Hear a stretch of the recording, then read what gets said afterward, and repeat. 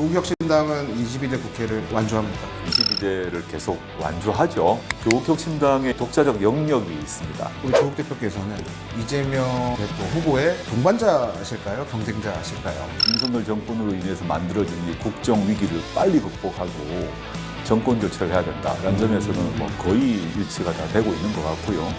그 점에 있어서는 언제든지 협력할 것이다. 사실 그 대표께서 지금 재판 앞두셨잖아요. 예, 예, 예, 그래서 예. 조국 없는 조국혁신당에 대한 우려가 좀 큰 상황입니다. 제가 이 조국혁신당의 중심 인물인 건 맞죠. 12명의 현명한 국회의원들, 강력한 지도력을 발휘할 수 있을 거라고 생각을 하고 있습니다.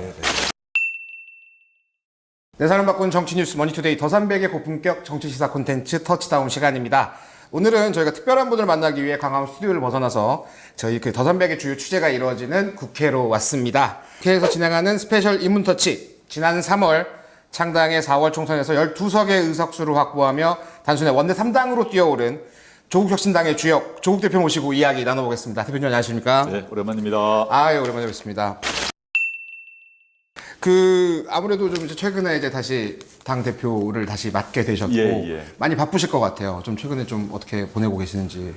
제가 이제 국회의원일 뿐만 아니라 당대표 아닙니까? 예. 그러면 국회의원으로서 의정활동하는 것 외에 당대표로서의 당무가 있다 보니까 그냥 이제 의원인 분보다는 좀 바쁜 것 같아요. 그래서 의정활동은 뭐 짐작하다시피 법안을 내고 정책을 내고 이런 게 있을 거고, 근데 당대표로서는 제가 이번에 전당대회를 통해서 처음으로 선출이 됐는데 앞으로 연말까지 국민적 대중정당, 전국적 대중정당을 만든 게 저의 핵심적 과제입니다. 그러다 보니 전국 상황도 살펴야 되고 또 조직 강화도 해야 되고 하다 보니까 언론에서 드러나지 않는 여러 일들을 좀 하고 있습니다. 해야 됩니다. 그러다 보니 좀 바쁘네요. 바쁘신 와중에 이렇게 시간 내주셔서 너무 감사드리고요. 최근에 SNS에 이제 10년 전 당시 이재명 성남시장이었죠. 두 분 찍은 사진 올리시면서 저는 이제 그 두 분의 사진보다는 그 밑에 문구가 좀 눈에 띄더라고요. 그래서 당시에는 정치인이 될 생각이 없던 학자였다 이렇게 소개를 하셨는데 좀 정치인이 된 소감을 좀 듣고 싶거든요. 그 당시에 제가 정치할 생각이 전혀 없었고 또 청와대에 있을 무렵에도 정치하지 않으려는 의지가 분명했죠. 네네. 그런데 이제 2019년 이후에 검찰 수사를 겪으면서 그 혹독한 시련, 고통을 겪어 나가는 과정에서 결자 해지 차원에서 정치에 투신을 해야겠다는 결심을 했습니다. 했고 그래서 일정한 성과를 거둔 건 사실입니다. 그런데 제가 정치를 하겠다, 정치에 투신하겠다라고 결심을 한다는 거는 저로서는 일종의 존재를 바꾸는 거 아닙니까? 그렇죠. 평생 자기 자신을 규정했던 것을 전면적으로 바꾸는 것인데 그럼 이유가 있지 않겠습니까? 네네. 그게 뭐 제가 창당하고 국회의원 제가 배지 단다. 요거 때문에 그걸 이유로 제가 뭐 그 이전의 존재를 바꾸는 결단을 하지 않을 거 아니겠습니까? 그 정치를 하고 정당을 만들고 하면서 고민하고 결단을 내렸던 그 목표를 달성하기 위해서 끝까지 달려볼 생각입니다. 지금 초선 의원님에도 뭐 일단 이제 대권 잠룡 이렇게 표현들을 많이 하고 계시는데 일단 대권에 대한 생각은 어떠신지 좀 궁금해요. 이제 정치인 조국으로서의 최종 목표가 어떻게 되실까요? 뭐 대권 잠룡 이런 얘기 하시는 거 제가 알고 있고 또 일부 여론조사에서 저를 뭐 대권 후보에 넣어서 뭐 제 3위 뭐 몇 퍼센트 이런 얘기 하는 거 보고는 있습니다. 네네. 저한테는 별로 의미가 없다. 일단 지금 대선이 이제 언제 열릴지 모르는데 물론 뭐 공식적으로는 3년 뒤에 열립니다만은 그때까지 제가 스스로 생각했을 때 두 가지를 말씀드려야 되는데 첫째는 조국혁신당의 현재 상태가 아까 말씀드렸습니다만은 전국적 대중정당이 아닌 상태입니다. 조직력이 매우 약하다. 그래서 지난 총선에서 저는 조직력이 매우 약했기 때문에 의미 있는 성과였지만 12석으로 그쳤거든요. 근데 향후 정당으로서 발전을 하려면 전국적 뿌리를 갖는 국민정당, 대중정당이 돼야 됩니다. 그게 지금 안 돼 있고 따라서 그 말은 조국혁신당은 아직은 수권정당이 아닌 거죠. 그런 상태에서 저 개인의 명망, 이름 때문에 대권 후보로 운운된다는 자체가 매우 조급하고 성급한 일이라 생각하고 제가 그런 이름을 오르는 것 자체는 한편으로 뭐 감사할 수 있으나 그것이 조국혁신당의 발전을 하고 조직 강화하는 우선순위는 전혀 아니다 생각합니다. 일단은 그 대표께서는 그 굉장히 훤칠한 키를 갖고 계시고 그리고 이제 그 준수한 외모. 그러다 보니까 또 정치권에 들어오시기 전부터 굉장히 유명세가 좀 있으셨잖아요. 그래서 또 이제 그 예전에 제가 최근에 본 영상 보니까 2017년 뭐 당시 이제 고위공직자 재산 공개 이런 거 할 때 그때 이제 썰전에 출연했던 유시민 전 장관이 네네. 다 갖춘 분이다, 막 부럽다 그런 얘기를 하셨던 것 같은데 본인이 생각하셨을 때 뭐 외모, 재력, 지능 이제 또 서울대 법대 나오셨으니까 가장 최고의 매력은 무엇이라고 생각하세요? 본인의 최고의 매력은? 뭐 그런 얘기 좀 뭐 듣긴 들었습니다만은 네. 그 저는 정치인으로서의 제가 스스로 그 이전에 이제 그 자연인 사인으로서 뭐 교수 학자로서의 자질 능력 네네. 외에 이제 정치인 아닙니까? 정치인으로서 제 스스로 평가했을 때 제가 어떤 장점이 있는가 생각하면 저는 인내심이라고 생각합니다. 견디는 힘. 견디는 힘. 견디는 힘이 저는 다른 사람보다 제가 더 낫다 생각하고 그 견디는 힘이라는 것은 그 견딤을 기초로 해서 견디고 난 뒤에 이제 회복하는 힘 아니겠습니까? 즉 견디는 힘이 가장 저는 많은 경험을 통해서 견디는 힘이 생겼고 그 견디는 데 있어서는 제가 어느 누구보다 뭐 잘할 수 있지 않을까 생각합니다. 이게 그 저희가 듣고 싶었던 대답이 조금 빗나가긴 했는데 뭐 질문에 꼭 그 질문의 의도에 맞춰서 답할 필요는 제가 없잖아요. 그럼 일단 뭐 그 굉장히 큰 팬덤을 보유하시고 계시고 많은 분들이 이제 대표를 좀 좋아하시잖아요. 근데 본인이 생각하실 때 정치 생활 하시면서 본인의 외모가 좀 많이 도움이 됐다고 생각하십니까? 노 코멘트 하겠습니다. 감사합니다. 알겠습니다. 최근에 제가 이제 그 취재를 하면서 당 좀 일부 인사들이랑 많이 교류를 하지 않습니까? 네, 그래서 일부 인사들이 조금 이제 그 대표가 내신 SNS 메시지 가지고 볼멘 소리를 좀 하시긴 하더라고요. 그래서 좀 아무래도 단어도 좀 어려운 거 많이 사용하시고 좀 대중적 어필이 좀 어렵고 그리고 이제 은유적 표현도 많이 사용하시다 보니까 뭐 최근에도 올린 게시물에도 뭐 포르투나나 비르투나 뭐 일전에는 또 이제 뭐 셰익스피어 그 맥베스 이렇게 차용하시기도 했었는데 혹시 이렇게 좀 요런 용어들의 사용 좀 이유가 있으십니까? 저는 이제 제가 대중연설을 할 땐 그런 표현을 안 쓰죠. 대중연설, 거리연설 했을 때 전혀 그런 표현을 쓰지 않죠. 그리고 최고위원회에서 대표로서 메시지 보낼 때도 그렇게 하지 않죠. 네네. 즉 시간과 장소와 대상에 따라 저는 다른 용어, 다른 어투를 사용하고 있지 않습니까? 예를 들어 선거 시기에 근데 거리 연설 부산에 가서는 사투리 연설을 그쵸, 했고 그쵸. 예. 또 어떤 YTN 또 어떤 이런 라디오 인터뷰에서도 사투리를 구사하기도 하고 이런 식으로 제가 그 대상이 어떤지 이 제가 말하는 이 발화의 대상, 발화의 목표가 무엇인 따라서 다른 언어를 구사하고 있다라고 보시면 될 것 같고요. 지금 말씀하셨던 뭐 포르투나, 비르투 같은 경우는 저는 의도적으로 그 말을 썼는데 네네네. 그게 현대 정치학의 비조라고 하는 사람이 이제 마키아벨리고 마키아벨리가 단순히 음모론이 아니라 현대 정치학 또 현대 정치의 가장 근본 개념을 설정한 사람인데 마키아벨리 정치학에서 핵심 개념이 포르투나하고 비르투거든요. 그거를 전 이제 던졌던 것이고 제가 그냥 그 단어를 안다가 아니라 우리나라를 물론이고 현대 민주주의 국가의 정치학의 핵심 개념입니다. 그것을 좀 던져서 그 문제에 대해서 유권자건 또는 뭐 일반 국민이건 또는 지식인이건 언론이건 이 개념이 뭘 의미하는지에 대해서 생각해 볼 필요가 있다라는 취지에서 던졌고 단순히 직역을 해가지고 뭐 포르투나는 운명의 신, 비르투는 덕성 이런 그 라틴어의 직역이 아니라 그 말을 던진 이유는 있다. 제가 여기 설명하지 않겠습니다. 알겠습니다. 그 요새 보시면은 이제 그 이재명 민주당 후보와 이제 뭐 2시간 비공개 대화 나누셨고 일전에도 뭐 고량주 회동을 가지시거나 예. 본회의장에서도 이제 두 분이 이렇게 좀 친밀하게 대화하시는 게 많이 포착이 되기도 했어요. 그래서 뭐 일단 두 분의 뭐 사이가 오래 전부터 이어져 왔다는 건 많이 이제 지금 많이 알려졌는데 평소에도 좀 자주 연락하고 개인적으로 연락하시는지 좀 궁금하거든요. 이제 정치를 하고 난 뒤에 그 전과 후 이렇게 구별할 수 있을 것 같은데 그 전 같은 경우는 공식적으로 만날 일이 별로 없지 않습니까? 네, 그렇죠. 물론 이 대표께서 성남시장 할 때 그 뒤로 뭐 경기도지사 하실 때에서 간헐적으로 만나고 연락을 하긴 했습니다만 그때는 공적인 업무가 없었기 때문에 사적으로 이렇게 만나고 소통하는 관계였다면 제가 창당을 하고 선거를 치르고 난 뒤는 저도 한 당의 대표고 이재명 의원님 같은 경우도 또 다른 당의 또 대표 아닙니까? 특히 집권정당 제1당의 대표신데 당연히 소통하는 게 너무 당연하다. 그리고 과거에 인연이 있는데 공적인 만남 외에도 사적으로도 간헐적으로 소통하고 있고요. 통화를 하거나 뭐 문자를 하거나 그러고 있습니다. 그 확실히 10년 전에 이제 행정가와 이제 학자였을 때와 지금 이제 정치 이제 양당을 이끄시는 이제 대표가 되셨으니까 대화 주제도 좀 많이 달라지셨을 것 같아요. 물론이죠. 예. 좀 어떤 차이가 있는지가 과거에 성남시장 하실 때는 그때 성남시 행정 문제 그 당시 이제 이재명 시장께서 어떻게 보면 그 지방자치단체 시장으로서는 상당히 독특한 행보를 하셨거든요.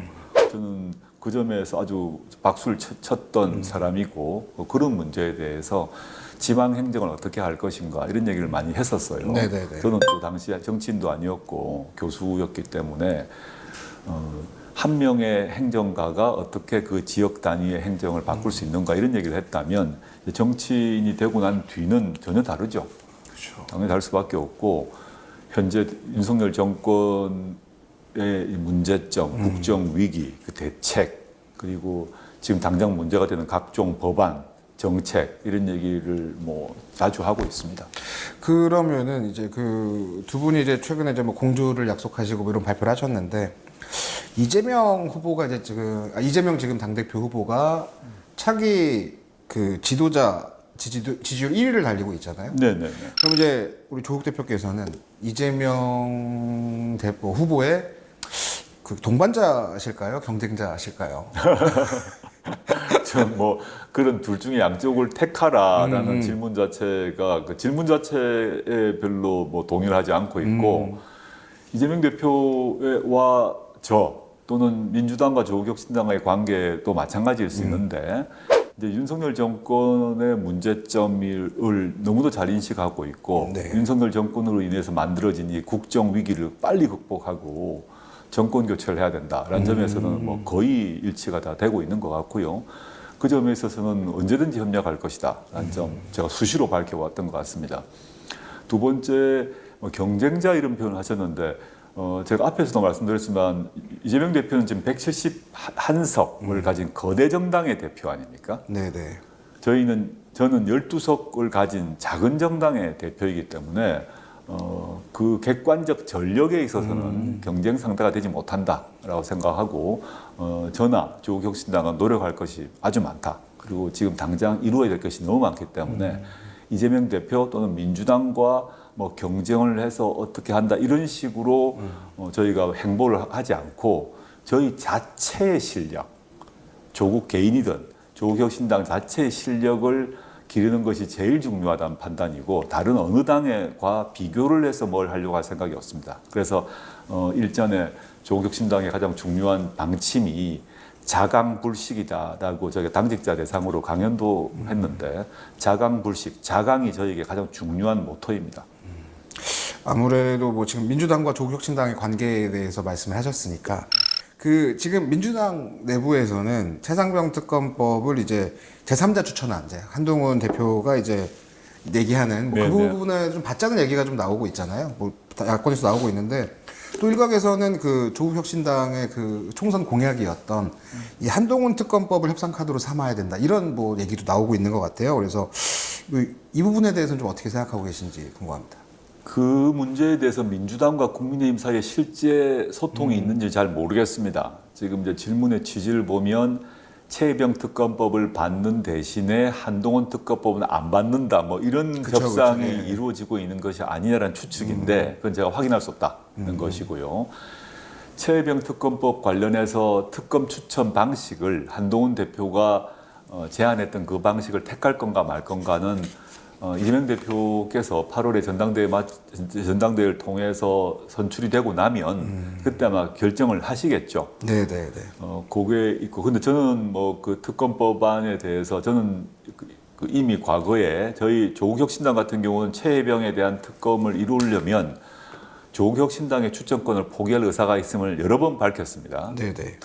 가장 중요한 것은 최혜병의 죽음의 진실을 밝히고 그 다음에 이 수사 외압을 한 사람들을 처벌하는 것이기 때문에 조국혁신당이 특검 추천을 고집하지 않겠다는 얘기는 밝혀왔고 저희는 양보를 한 거예요. 네네. 근데 이제 그와 별도로 윤석열 대통령이 계속 거부권을 행사를 해왔고 앞으로도 또 행사할 것이라고 봅니다. 네네. 그래서 조국혁신당은 최혜병 문제 같은 경우도 특검법 외에 조속히 특검법 관련해서 거부권 문제를 신경 쓸 필요가 없는 국정조사로 가야 된다는 점을 계속 강조하고 있다. 국정조사는 여야가 또는 국회에서 합의를 하면 윤석열 대통령이 거부권을 신경 쓸 필요가 없습니다. 네. 물론 소추권은 없죠.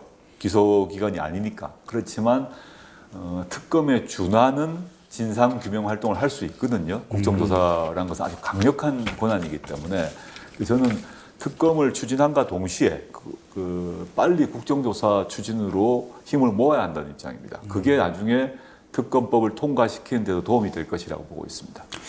일단은 그러면 이제 당 얘기를 조금 한번 더 여쭤보려고 하는데 그 22대 국회 개원할 때 기자회견 하셨었잖아요. 그때 네. 제가 소통관에서 질문 드렸던 거 혹시 기억하십니까? 예. 그러니까 그때 이제 조국혁신당 이름으로 22대 국회를 완주할 것이냐 이렇게 제가 질문 드렸는데 그게 또 그 다른 유튜브에 이제 좀 앞뒤가 좀 맥락 없이 좀 이상한 헛소리한 기사로 제가 좀 약간 악의적으로 오해를 좀 받기도 했었는데 뭐 조롱하는 콘텐츠도 좀 나오고 그랬었는데 그래서 일단은 당 얘기하니까 처음으로 다시 그걸 다시 여쭤보고 싶거든요. 조국혁신당은 22대 국회를 완주합니까? 당연하죠. 당연하고요. 그 기자님께서 뭐 그런 약간 곤욕을 치른지는 몰랐는데 좀 기억도 사실 잘 안 납니다. 네, 어떤 일이 네. 왜 그런 일이 발생한 잘 이유를 잘 모르겠어요. 그때 이제 저는 이제 그거를 보통 이제 한국 정치사를 보면 3당이 큰 대형 선거를 앞두고 항상 그 뭐 유사 세계 뭐 유사한 뭐 주변 정당과 합당하는 모습을 항상 보여왔잖아요. 그래서 저는 이제 뭐 처음 22대 국회 개원하니까 혹시 뭐 합당하시겠습니까? 이렇게 질문할 수가 없어서 그렇게 해서 아마 그때 대표께서는 제대로 이해를 하셔서 답변을 잘 주신 것 같은데 조금 이제 그걸 좀 안 좋게 생각하셨던 분들도 좀 계셨던 것 같아요. 그래서 저는 뭐 그 어떤 취지의 질문인지 정확히 알고 있었고 네네. 지금도 마찬가지고 조국혁신당은 당연히 22대를 계속 완주하죠. 네네. 완주하고 제가 여러 자리에서 말을 하고 있는데 이제 완주하지 않는다는 얘기는 예컨대 민주당과 합당하는 거 아니냐 뭐 이런 얘기를 하는 거겠죠. 많은 그쵸, 분들이 그쵸. 지금 뭐 그런 얘기 하는 사람 없을 것 같은데 많이 저는 없어졌죠. 이렇게 이제 반문을 하고 싶습니다. 지난 총선에서 조국혁신당이 없었다면 지금 민주당의 의석이 민주당 더하기 혁신당의 의석이었을 것인가? 저는 아니라고 생각합니다. 그리고 지금 만약에 내일 민주당과 조국혁신당이 합당을 선언한다면 뭐 그럴 리는 없습니다. 네네네. 가정을 한다면 그러면 현재 민주당과 혁신당의 지지율 합한 만큼의 지지율이 그 통합 민주당에 나올 것인가? 그렇지 않을 것이라고 저는 확신합니다. 이 말은 조국혁신당의 독자적 영역이 있습니다. 또 독자적 고유한 역할이 있습니다. 그것은 민주당으로 흡수되지 않는다는 겁니다. 즉 지난 총선에서 조국혁신당이 만들어지고 특히 민주당의 반대에도 불구하고 만들어졌죠. 당시에 민주당 내부에서는 강한 반대를 했거든요. 만들지 말라고 그랬어요. 그걸 뚫고 만들었지 않습니까? 그리고 저희가 조국혁신당이 민주당의 도움을 받지 않았잖아요. 그렇죠. 더불어민주연합에 들어가지도 않았고. 그래서 민주당의 상당수 의원들 또 민주당 지지자분들은 조국혁신당이 나와서 만들어지면 민주당의 도움이 안 된다는 전제하에서 공격도 비판도 했지 않습니까? 근데 저는 다른 길을 택했지 않습니까? 예. 근데 결과적으로 조국혁신당이 12석을 얻었을 뿐만 아니라 저는 민주당도 큰 도움을 받았다고 봅니다. 그거는 저만이 아니라 우리나라에서 뭐 웬만한 정치평론가, 분석가, 학자들은 유사한 결론을 내리는 것 같습니다. 그 실험을 우리가 한번 한 거예요. 조국혁신당의 독자적 존재가 넓은 의미에서 진보, 애국, 민주 진영의 영역을 넓히고 있다는 점은 확인되었다라고 생각하고 앞으로도 마찬가지라고 봅니다.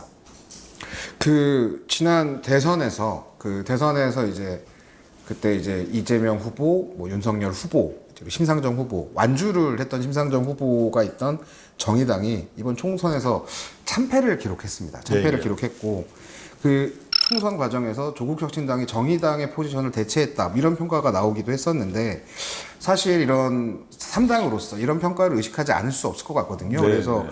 향후 대선이나 지방선거를 치름에 있어서 좀 당이 어떤 포지셔닝을 좀 가져가야 된다고 생각하세요? 저는 일단 정의당과 조국혁신당이 비교될 수는 없다고 생각해요. 정의당은 그 이념 정당이죠. 진보적 이념 정당이라면 저희는 이념 정당은 아닙니다. 그 점에서 기본 성격이 다르고요. 그런데 그와 별도로 보면 제3당인 점은 맞죠. 저희가 원내 3당인 건 맞다.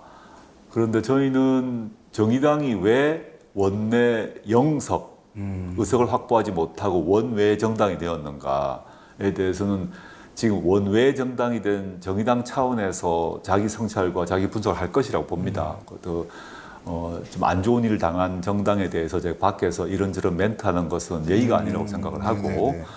저는 그렇게 생각합니다.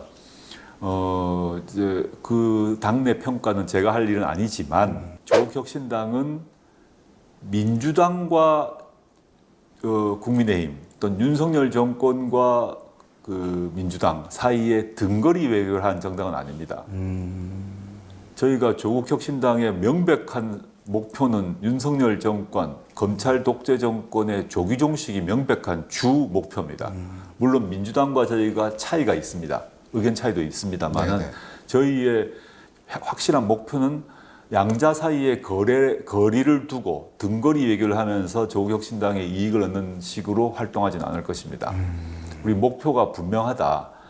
그 점이 전 분명히 두고 앞으로 각종 정치 일정, 정책, 법안, 각종의 정치 활동을 진행을 할 생각이고 그 과정에서 민주당과 저희는 생각이 또 다른 게 많이 있어요. 네네. 예컨대 종합부동산세, 상속세 같은 경우는 이미 알고 있을 것 같습니다만은 사회 경제적 정책에 있어서는 민주당과 저희가 다른 것 같습니다. 그 점은 또 논쟁을 해야죠. 일단은 그 당장 민주당과 이제 어쨌든 그동안은 이제 국회 개원한 이후에는 상당히 협조적인 모습들을 많이 양당이 보였는데 네. 10월달 재보궐에서는 이제 두 당이 이제 호남에서 맞붙게 되거든요. 그래서 뭐 10월달 재보궐에 좀 승리를 자신하시고 계신가요? 뭐 승리를 자신한다, 자신하지 않다란 말하기보다는 이제 첫째 저는 호남에서 네네.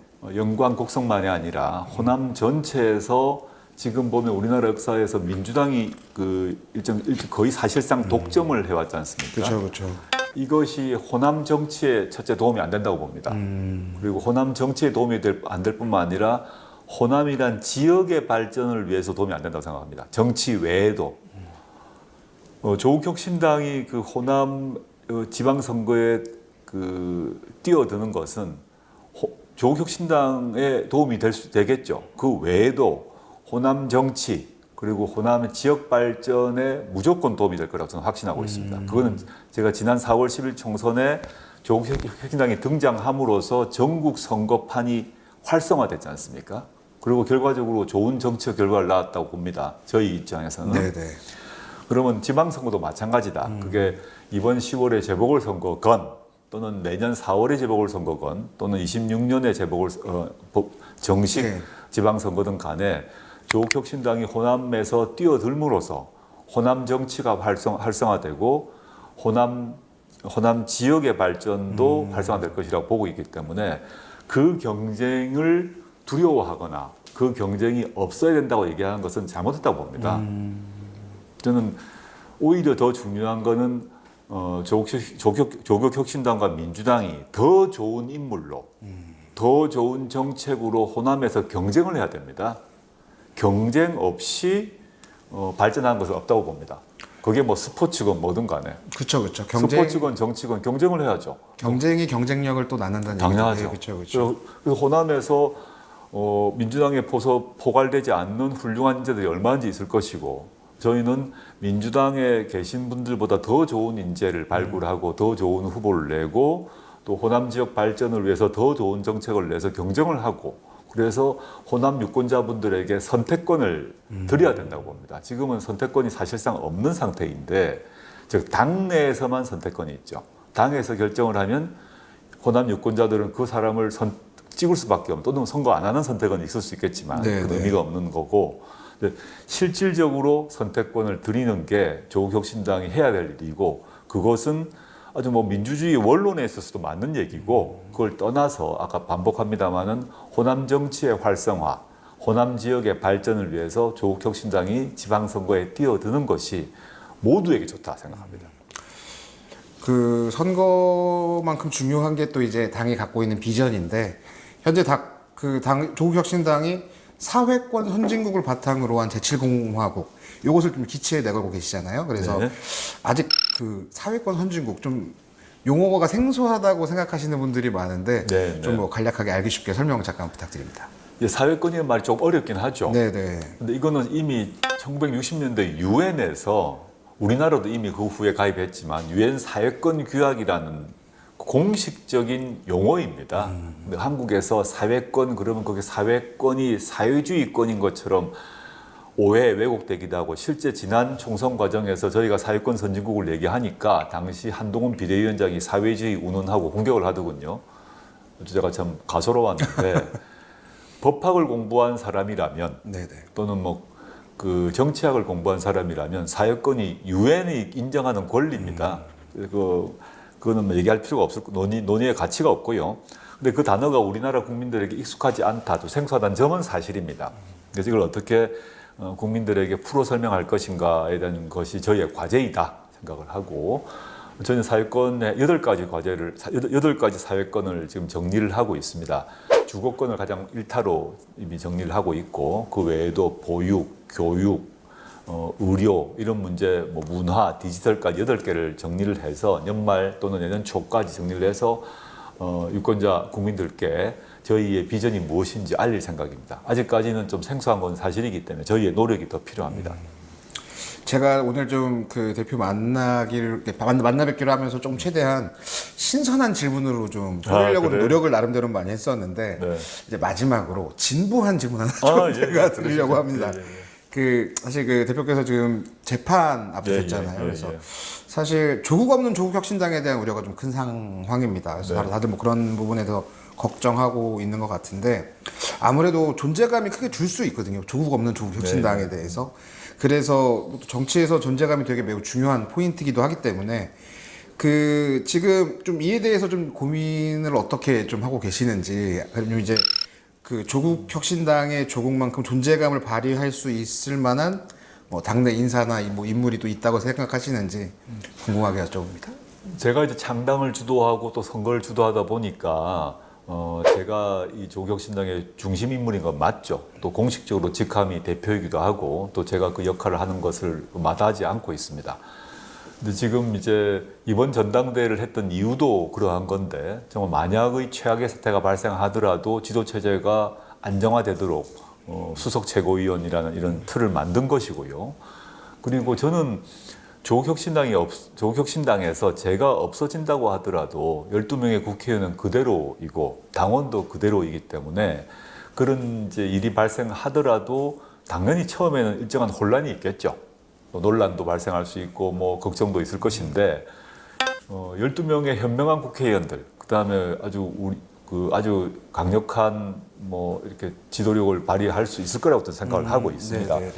집단 지도 체제, 또 집단 지성 여러 가지 방식으로 조국 없는 조국혁신당이라고 말씀하셨는데, 그것이 위기에 빠지지 않도록 할 것이라고 보고요. 또 의원들 말고도 현재 주요 당직자들이 일당백의 몫을 하고 있기 때문에 당적 질서와 이런 논의 구조를 딱 다 안정화시킨 상태입니다. 그래서 물론 뭐 일시적 혼란이 있을 것이다. 그렇지만 그 뒤에 그런 경우가 온다고 하더라도 저는 새로운 지도력은 그 상황이 닥쳐야 만들어집니다. 위기나 혼란이 오면 그때 어떤 사람이 그 위기와 혼란을 극복할 수 있는지를 지도력을 보여줘야 됩니다. 지금 누가 하지가 아니라 항상 모든 위기를 극복할 사람은 위기가 닥쳤을 때 그 사람이 등장하는 겁니다. 누굴지 아무도 모릅니다. 그 사람이 대체할 수 있을 것이라는 걸 하고 있고요. 저는 그런 위기가 왔을 경우 일정하게 떠나 있다 하더라도 제가 뭐 이 당을 떠나서 어디 뭐 딴 데 가겠습니까? 돌아오지 않겠습니까? 돌아와서 또 해야죠.